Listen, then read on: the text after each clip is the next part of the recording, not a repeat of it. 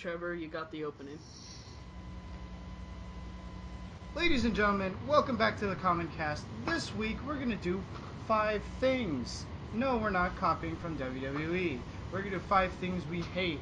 No, because we're starting off with tidbits. Alright, well, Anyway. Alright, just redo that.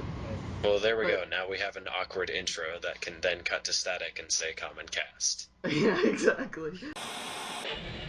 5%. Ladies and gentlemen, welcome back to the Common Cast. This week we're going to do 5 things. We're going to do 5 things that we would change about the WWE, which is basically 5 things we hate. The reason we're doing this is because Survivor Series was such crap. We need to make it better, and well, we're all going to say 5 things. But first, we're going to do some tidbits on what we liked or disliked this week in wrestling. So, who would like to go first?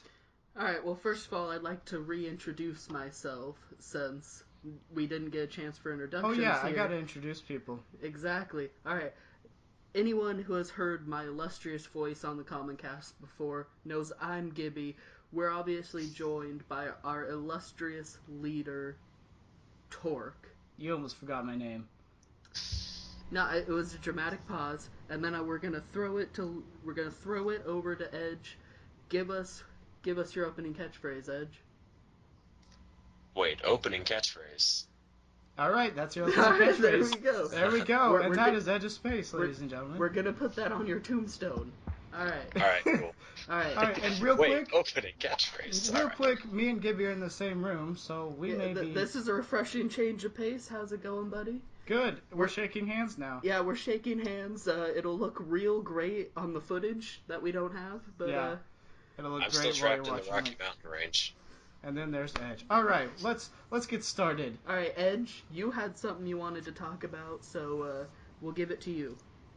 This week in wrestling has been kind of a sobering, mind-opening, mind-fucking experience is all the words that I can describe it. Where like my entire belief in wrestling has just kind of been shattered a little bit, and it all came to a head when I read an interview with Mick Foley. Mick Foley, if you don't know, I even have his shirt from ProWrestlingTees.com on right now. It says, "One giant leap for mankind."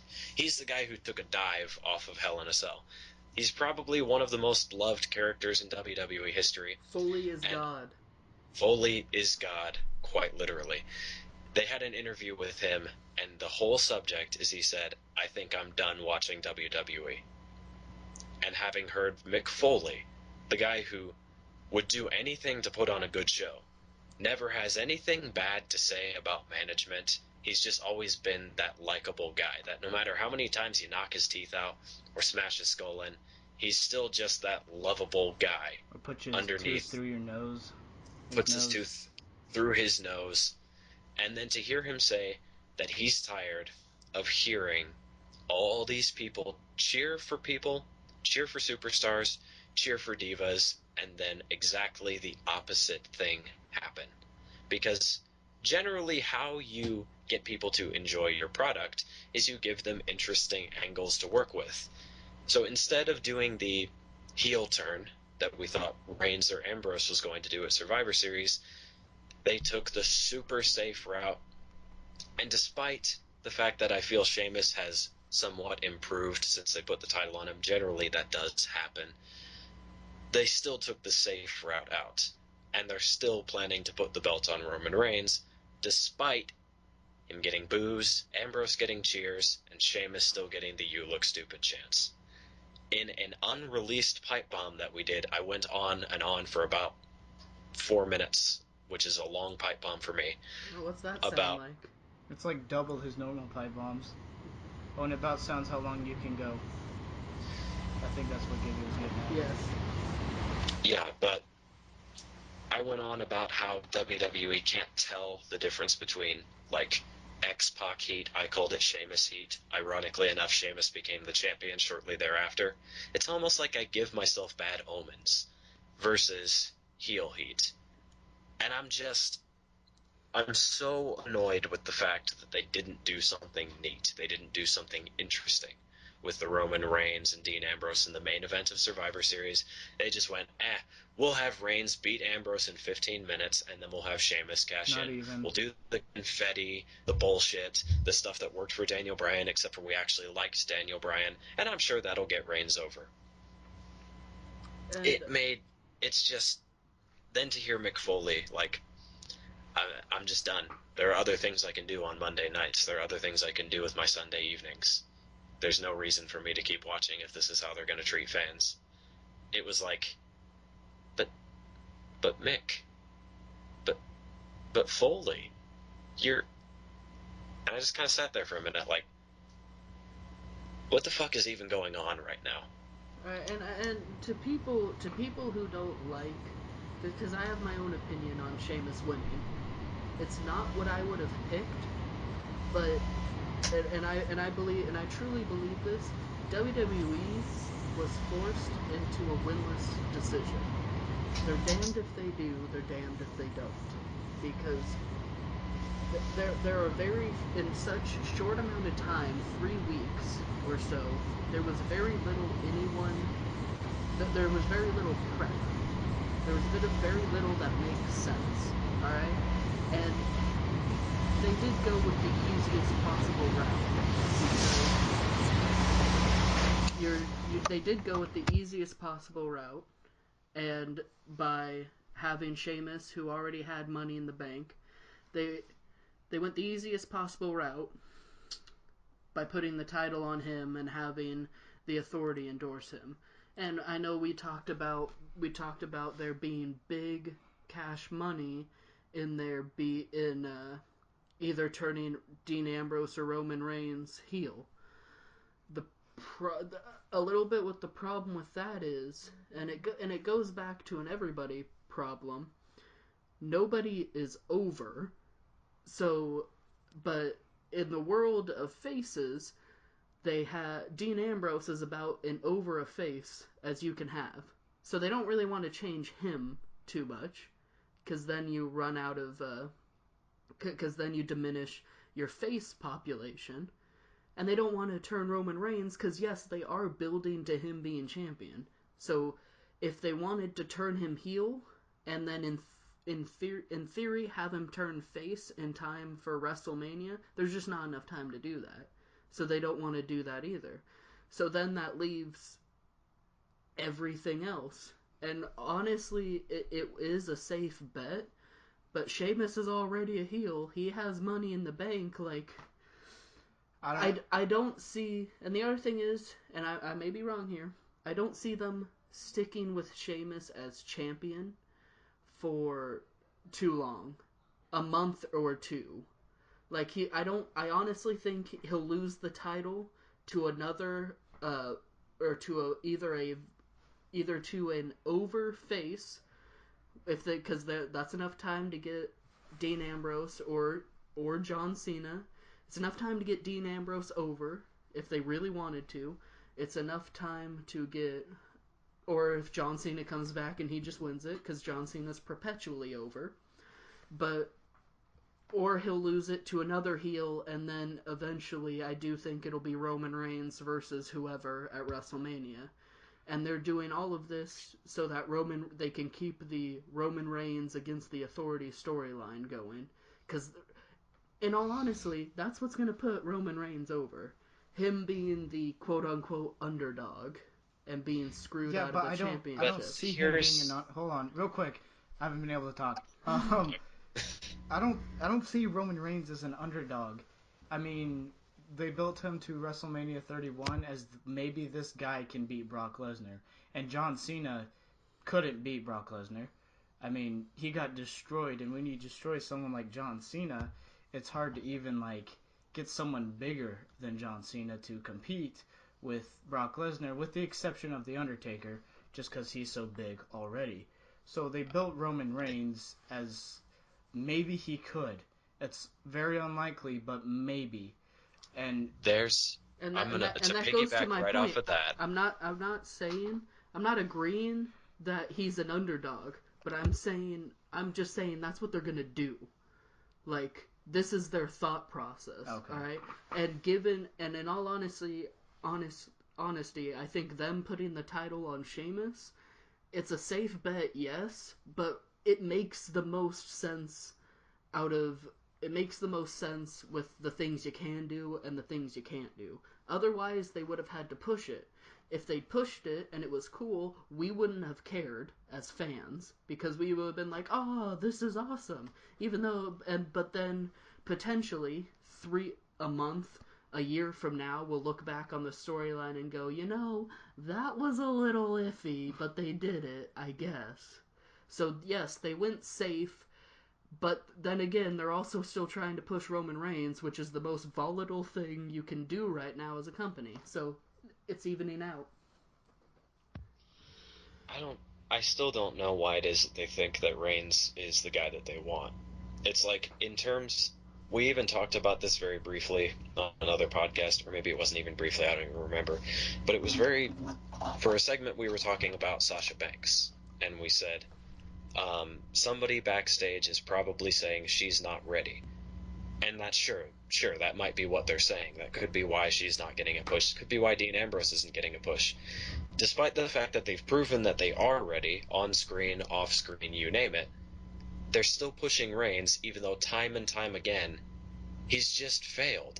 Like, I still listen to his promos, and I can't disconnect the suffering succotash that he said a long time ago. I can't disconnect the promo from TLC last year where he stopped for like a full 10 seconds, paused, made a couple of faces, botched his line, and then is like, believe that, and walked off. I don't understand the logic. I don't see how Cesaro isn't appealing to them, but Roman Reigns is. This is the disconnect for me. And I can't deny that disconnect, but and you have the same problem with Roman Reigns that I have with a bunch of other wrestlers. Is you can't unremember all the bad things that Roman Reigns has done. All right, and I don't mean bad as in like, but just like the way he plays his character, the way he like all the botches he's had. That's the same thing where Cesaro, the actor or not actor, the professional wrestler that plays Cesaro, he is really talented. But the Cesaro character at this point, the way he's just been through the booking loophole, like if Cesaro came out for whatever reason yesterday and was being backed as champion, right? And instead of cashing in, it was Sheamus, or instead of Sheamus cashing in, Triple H just brings out Cesaro and is like, "Hey, I'm putting you in a match against him right now." Cesaro becomes a champion. We would that'd be one of those things where they'd be pushing it, but we wouldn't care because it was Cesaro. Yay, he's champion. We like him. But then we'd look back and we'd go, Cesaro hasn't done anything for a year. Like from a storyline standpoint, it doesn't make sense why Triple H would push him. So and there's a lot of guys that are like that. Like I don't expect Neville to come out tomorrow and be like, "Ooh, I'm gonna be world heavyweight champion. I'm gonna challenge Sheamus." Well, it's probably because Monday's not tomorrow. And But you're right. You're right. My to be fair, the so same thing could be said about Roman Reigns. and that's what I'm Like, saying. That I'm agreeing with you that Roman okay, Reigns' previous booking doesn't indicate that he should be champion. But everyone else's but like that goes with everyone else's. Whose booking at this point says they can be champion? Sheamus was the only one who had guaranteed booking saying he could be champion because he had money in the bank. So that's another reason they went with him. You're saying it's a safe bet, but safe bet doesn't necessarily mean bad. But like I said in this thing, but like I said before, uh, but like dang it, Torque, you're distracting me with texts. Torque's phone just went off. If anyone listening to this common cast ever meets me or Torque or Edge in real life, we owe you a drink. the whole 9 of you that are watching, possibly. All right. Anyways, but we're Sheamus was the safe bet. That's why they went with him, and that's not necessarily bad. It's just bad in the overall context of what could have been. Anyway, we're gonna bring this back to what this we've been rambling on for a while, so we're gonna bring this back into the 5 things that we would change about WWE. We're just gonna go around with like number 5, 4, 3, 2, 1, and we'll eventually get to the number 1 thing we would all change. So, who does anyone want to start off? I'll start off. I didn't put mine in any particular order, so I'm not gonna pretend to make my 5 things in order right off the bat. My 5 things are just individualized on their own accord. But one of my things is WWE and pro wrestling in general has to go back to slow burn booking.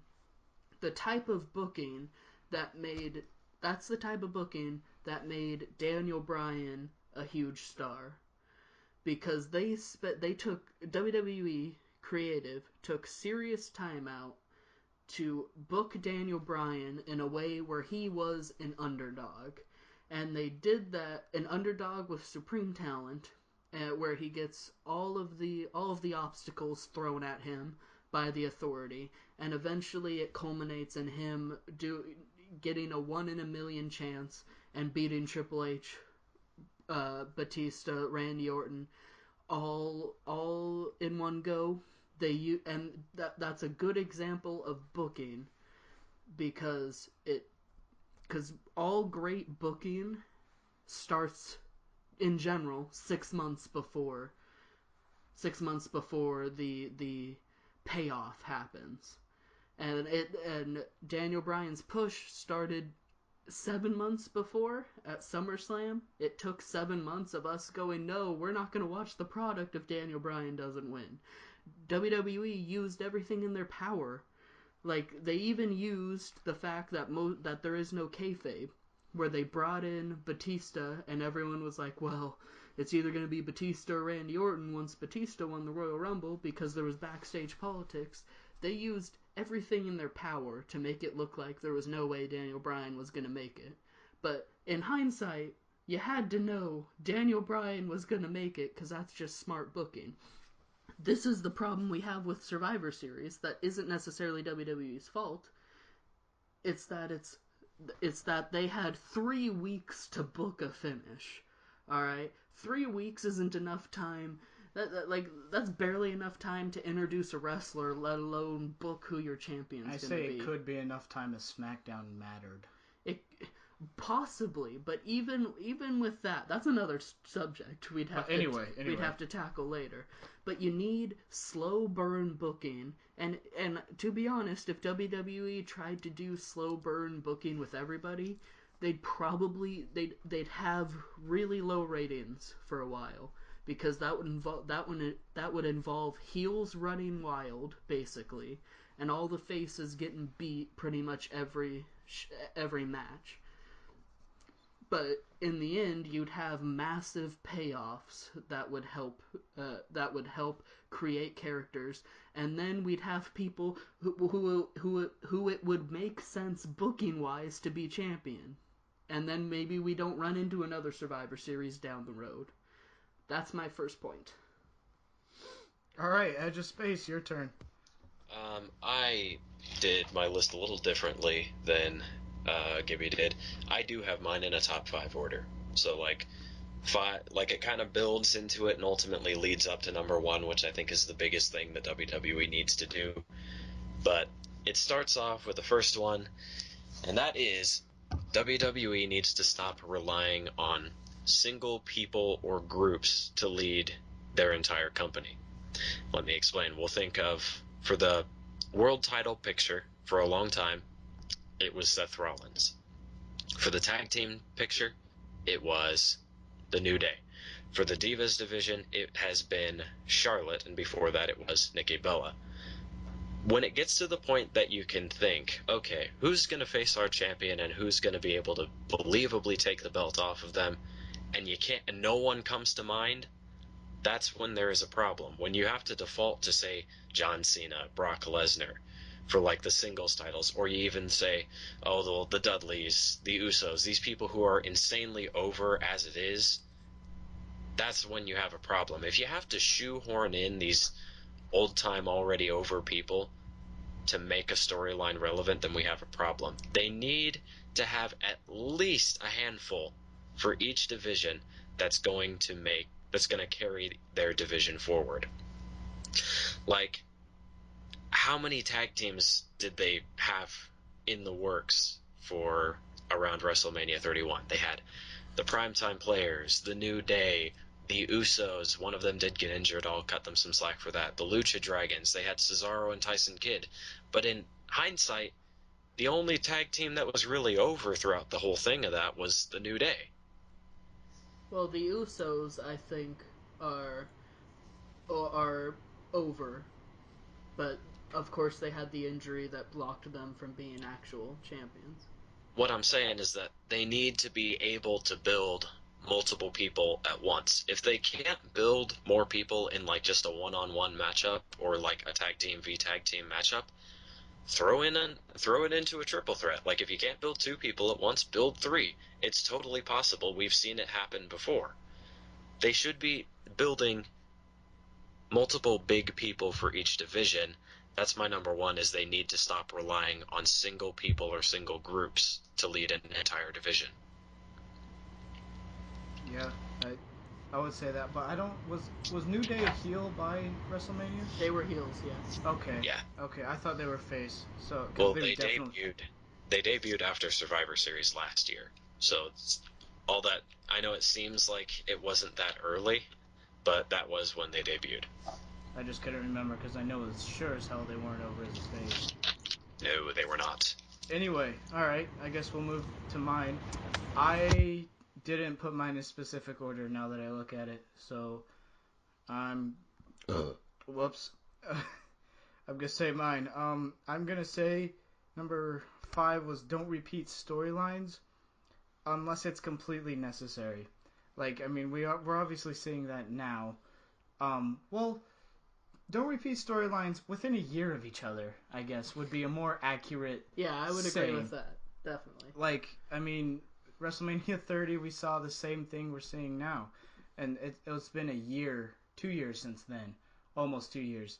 And, I mean, Roman Reigns got cashed in on, once again, Money in the Bank, undefeated against Roman Reigns. And then we also saw that against Daniel Bryan with Randy Orton. I mean, except Triple H wasn't special referee.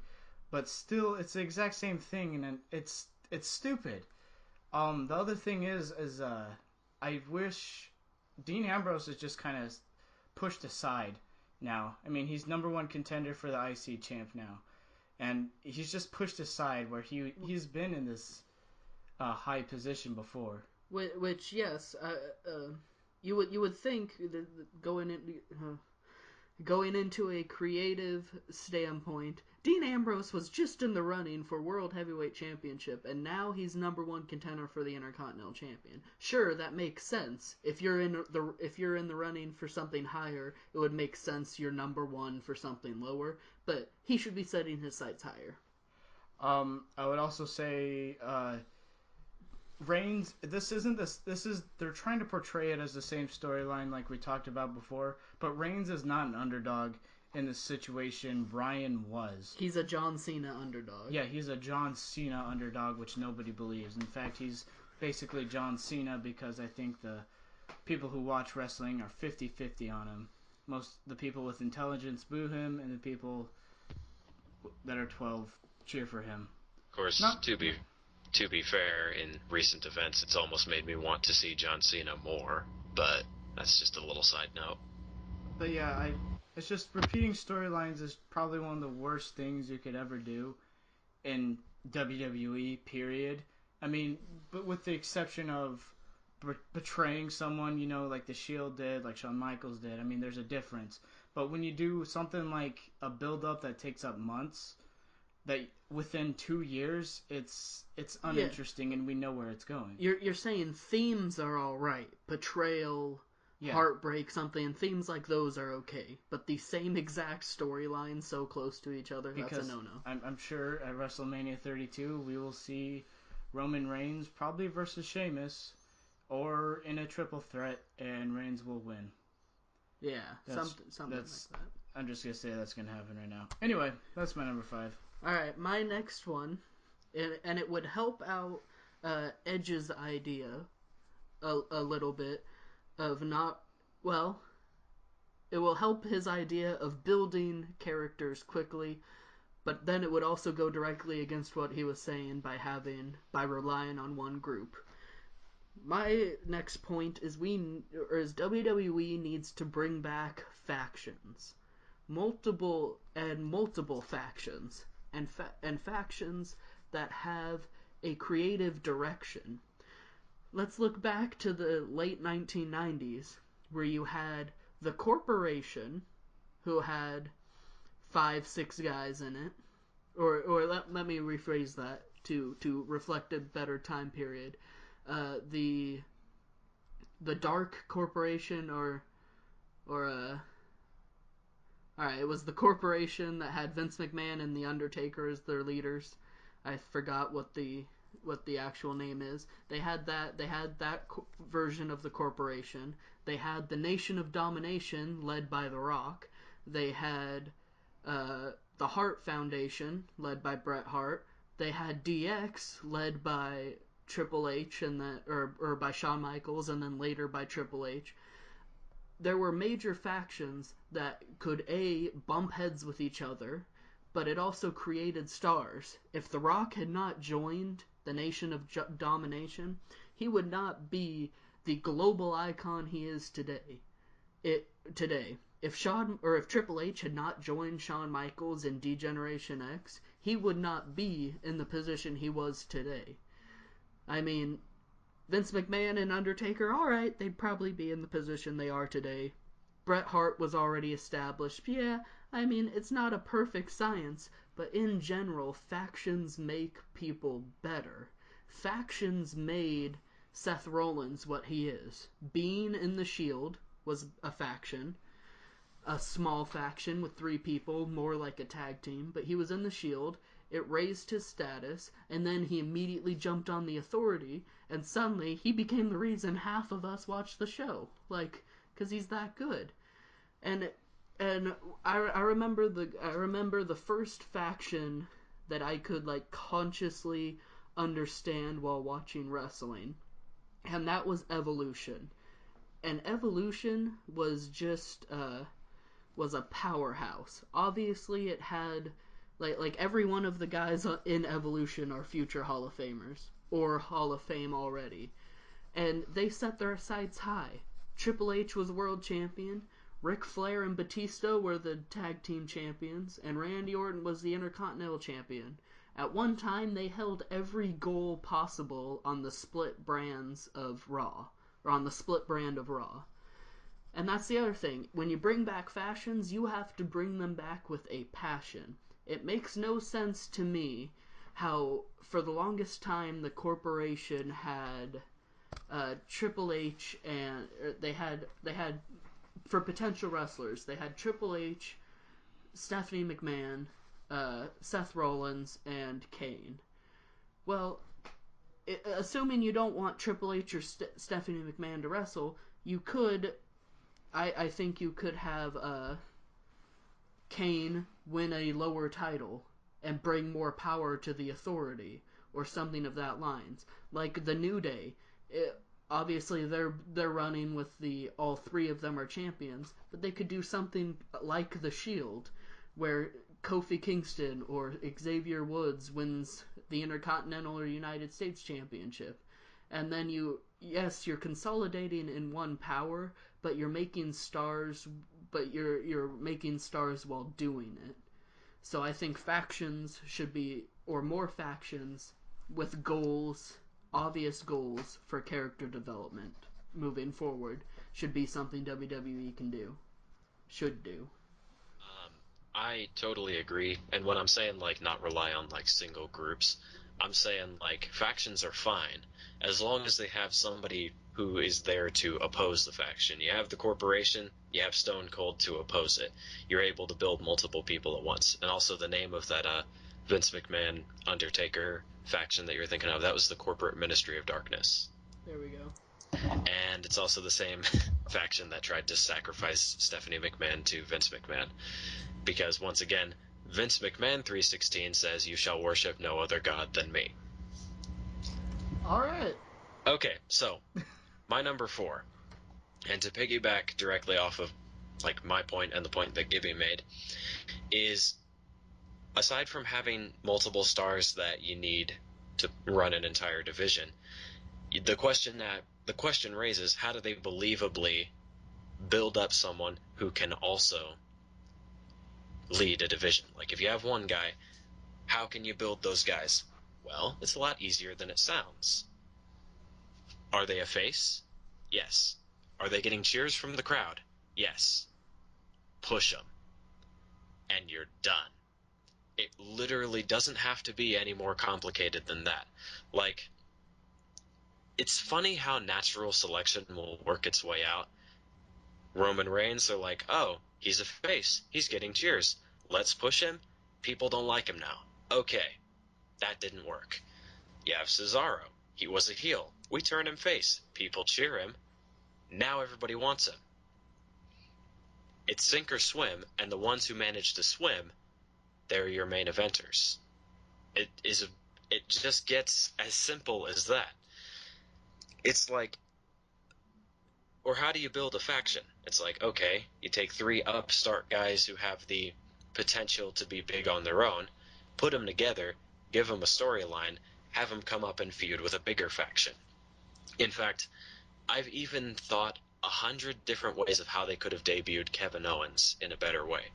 Because he beat John Cena, and once you beat John Cena, everything you do after that, if you're not consistently main eventing, is going to be a step down. I said, why not reboot the Nexus?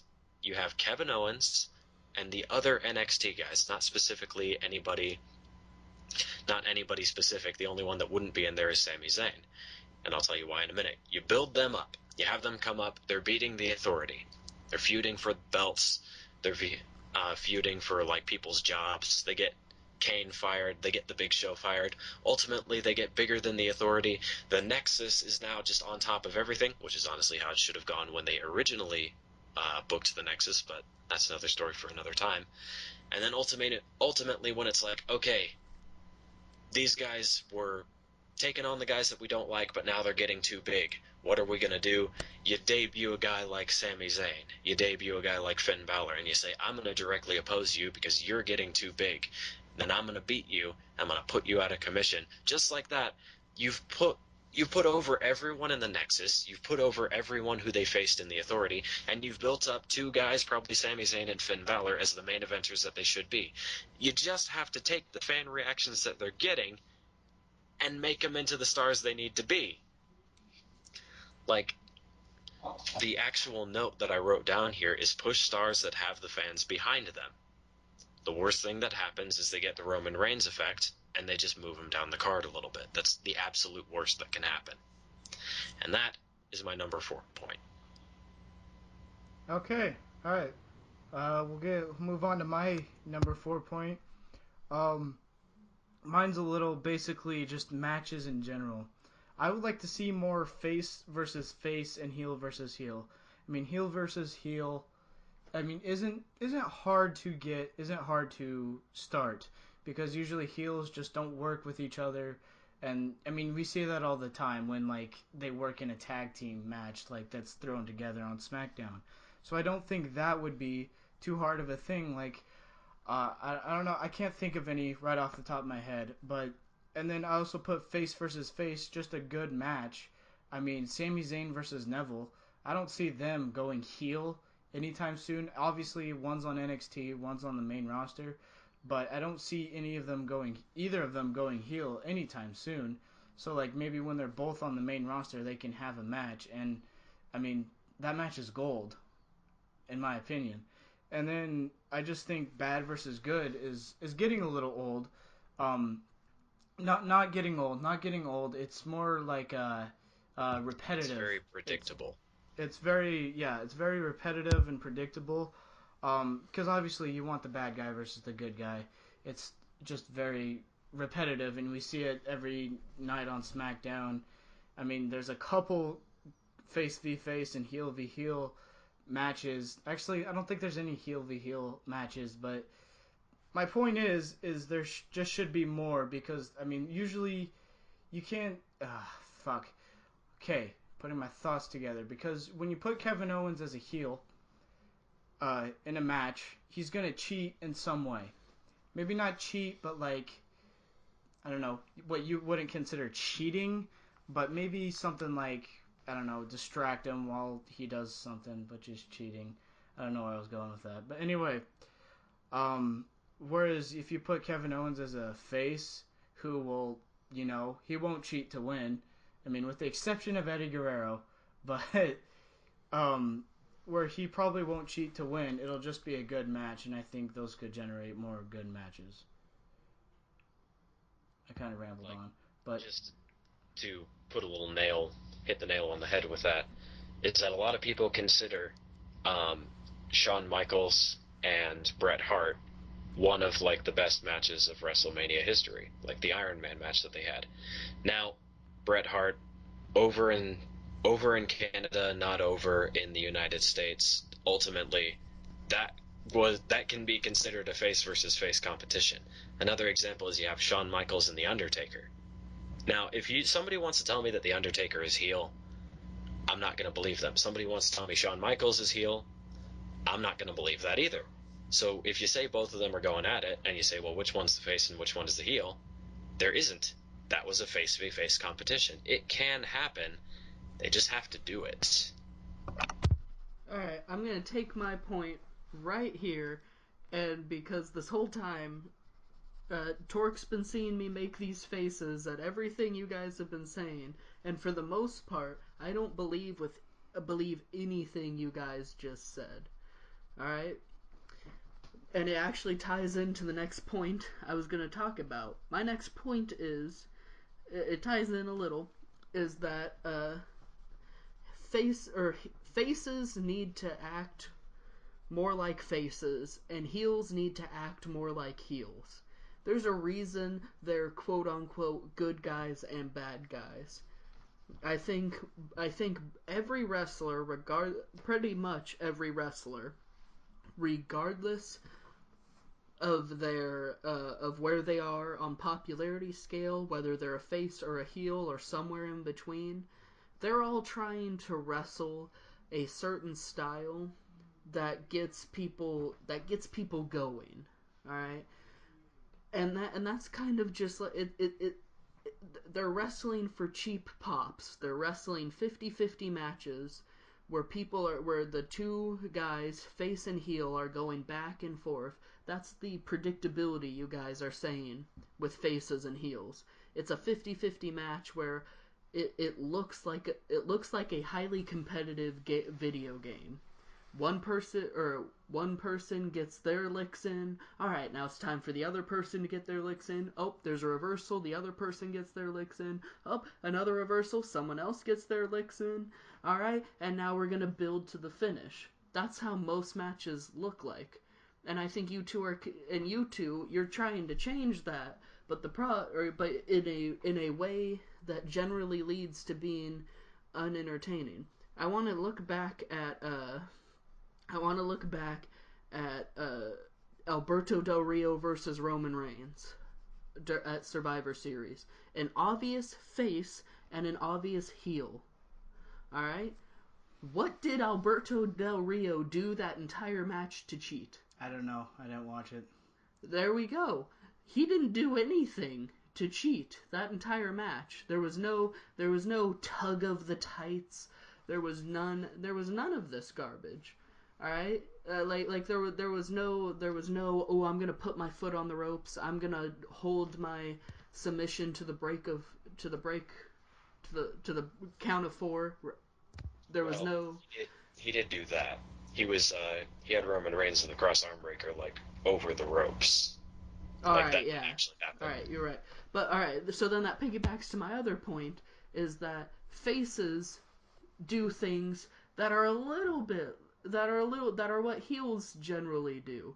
Like most faces will hold their submission to the 4 count, or they'll do snide little cheating heel moves. It used to be way back in the day that a face wrestler would never roll out of the ring when he was being beat up, because that would be like running away, a cowardly thing.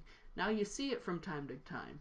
Everyone's trying to wrestle that down the middle style because in the short term that's more entertaining. They do what Edge made a point to, is that they're trying to imitate the Shawn Michaels Undertaker match where they're both faces, but they're both faces, but it was an extremely good match. So, and with a little bit of foul play on both sides during both matches. So they're trying to wrestle that in between style. Heels need to act like heels. Faces need to act like faces. Directly to that point where Edge, you said, "Oh, try and tell me Shawn Michaels wasn't heel." He wasn't heel. He was still face because fans cheered for him. But he was booked as the heel. Like, think about it. He was mocking The Undertaker's entrance. Generally, a not nice thing to do. He attacked in both matches, or in the build up to both matches, he attacked The Undertaker from behind multiple times. Like, he was being booked as the heel going into the match. That's the same, that's on the same sentiment of actually Brock Lesnar versus The Undertaker conveniently heading into Hell in a Cell, and all their matches, or their 2 matches. Undertaker, he was a face because everyone goes, "Oh, that's The Undertaker." Brock Lesnar was kind of an in-between, but heading more towards face because we realized we liked him a little bit, so he was getting cheered.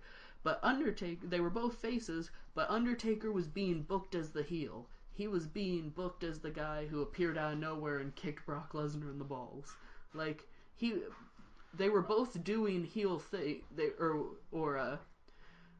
in most face versus face, or occasionally heel versus heel matches, someone's booked a little bit on the opposite side of the spectrum, but public opinion keeps them both Yeah, I think the same. I think me and Edge are looking more towards the public opinion rather than how they were booked. Like when, well, obviously, like The Rock versus Hogan. Hogan was built as the heel, correct? Yeah, But we refused to boo Hulk Hogan. So I think Well, we're exactly. I'm But not gonna. I'm saying from a wrestling storyline perception, there's been very few face versus face or heel versus heel matches that were as good. From a booking standpoint, from a storyline standpoint, it was face versus heel. But because of public opinion and other knowledge going into it, it was face versus face or heel versus heel. But that brings it back to my point that in a good face versus heel match, you can't beat those. Stone Cold versus The Rock, going both ways, or going through all of them. I mean, I already said this in the last podcast I was on, but one of my top favorite matches, The Rock, who's the obvious heel, being booked. This is WrestleMania 19. The obvious heel. He's making fun of everyone, or he's making fun of Stone Cold, doing all of his moves and whatnot. And this is Stone Cold's swan song, his last ride, last match, and they're trying to send him out good. That beat. You just can't beat good heel versus face matches, and that is my third point. Um, well, I'm not saying that they should do away with heel versus face competitions. I'm just saying that they should mix it up and have face v face, heel v face more. And on a completely different note, I have this strange sensation that at least between me and Gibby, that we have two very different ideas of what we feel wrestling should be. And that's going to be exemplified in a point that I'm going to make later, but not yet. Oh, To fantastic. cool the air, I'm going to go with a very easy one. It might have And to be a separate podcast just for that. this next point might actually happen because they are announcing that SmackDown is going to become a live show. My third point is treat SmackDown like it's a real show. Um, they're already Preach. they're kind of already doing this in the fact that they're going to make it a live show. The reason for a while that SmackDown they don't do any storyline progression on it is because since it's pre-recorded, people can spoil it before it actually gets on television. So instead of progressing storylines and having actual matches on it, they just kind of do SmackDown, air it, and then they say, "Oh, well, next week on Raw, it was never really a show that could stand on its own now. It's It it's a used to be." platform. It's a platform to get wrestlers screen time. Yeah. And when SmackDown is doing the same thing that Main Event and Superstars are doing, SmackDown has fallen very far from where it used to be. So, since they're already going to make this a live show, that point is already going to be that point could be realized where they treat it like a real show. So, there's like a footnote point that I'm going to say that since it's going to become its own live show, what I would then do with this is I would split the brands, but I would not split it in the sense that you're talking about. Having one world title, I'm fine with that. I'm saying WWE has certain things that they want to put on Monday Night Raw. We have certain things as fans that we want to see. As marks, we want to see Sasha Banks, Dean Ambrose, Cesaro, those people. I'm saying, why not have the traditional Raw where they have Roman Reigns and Sheamus feuding for the belt? Then on SmackDown, they have Sasha Banks. They dedicate time to divas. They have Dean Ambrose. They dedicate time to the lesser titles. I'm not saying like split it up where you have SmackDown superstars and Raw superstars. I'm saying why not have like the main event title scene and like big storylines be shown on Raw as they normally are, but the stuff that isn't getting the attention it deserves now be put on SmackDown. Like put the divas, put the tag teams, put Dean Ambrose, those kind of guys. The internet darlings is how some people would describe it. Put them on SmackDown. Then not only do you have a new platform where SmackDown is now a live show being treated like it should be, you now also have all the stuff that we want to see where WWE wouldn't be able to push them on Raw because they're just so incredibly crowded with all this stuff that they want to do. Then we let the fans decide. It's like, well, we can watch SmackDown, we can watch Raw, we can watch both. If everybody watches both, sweet. It means they're doing something right. If everybody then migrates over to SmackDown, then we see what it is that fans really want to see. So my third point is since they're going to make SmackDown a live show, give screen time to the people that give screen time to the superstars and divas that like the marks want to see. Use this new platform as an opportunity to get these people over in a way that they wouldn't do it on Raw. You get what I'm saying? Yeah. Definitely, I agree with that. All right, That's my third. all right. That's your third point, and we're making an on-the-fly audible decision right here. All right, because we are taking so long, and there's a lot of talk about, there's so much to talk about to try and change the business of how WWE runs. And because we're taking so much time and we want to have rebuttal time because that helps the process, we are making this a two-parter. We're ending it right. So you'll have to keep it. You have to stay tuned for the second part coming up where me and Torkir will get off our third point and then we'll keep on rolling. We are ending it right here, riding it off into the sunset, but don't go anywhere because we'll be back with the second part real shortly.